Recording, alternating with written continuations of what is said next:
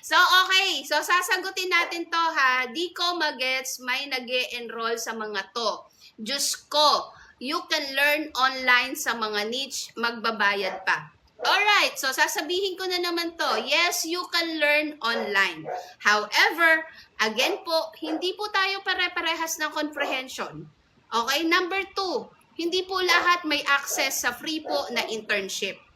Okay, yes, you can learn online. Totoo naman yan, and I even encourage po yung iba dito. Sinasabi ko pa po yan, na kung wala po kayong budget, you can learn online. However, you have to put timeline to yourself, and you should apply directly na, or mag-try na po kayong maghanap ng client. Okay? So, kung dito ka magme-message ng ganyan, you have to realize na hindi po pare-parehas na kasing talino niyo po ninyo, no? So, pag-isipan niyo po yung mga kino-comment niyo po, yung ino-offer po namin. If you imagine, $599, binibigyan namin ng free resource kit yung mga tao dito. What is the free resource kit?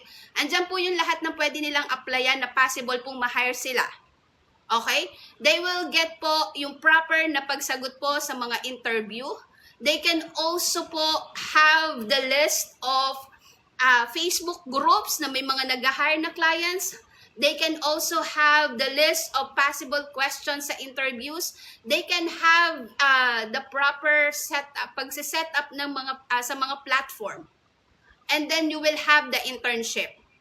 Okay? So, imaginein mo yung 599. Yung pa-Diyos ko mo na yan, hindi ko po kayo pinipilit. Lagi ko po yan sinasabi dito. It's okay for you to learn by yourself. As long as na kaya mong humanap ng client, as long as na alam mo yung aaralin mo. Okay? So, hindi po pare-parehas ang tao na kasing talino ninyo na kaya pong gawin yung ginawa po natin na nakakuha po tayo ng kliyente kahit hindi po ako nag-enroll noon.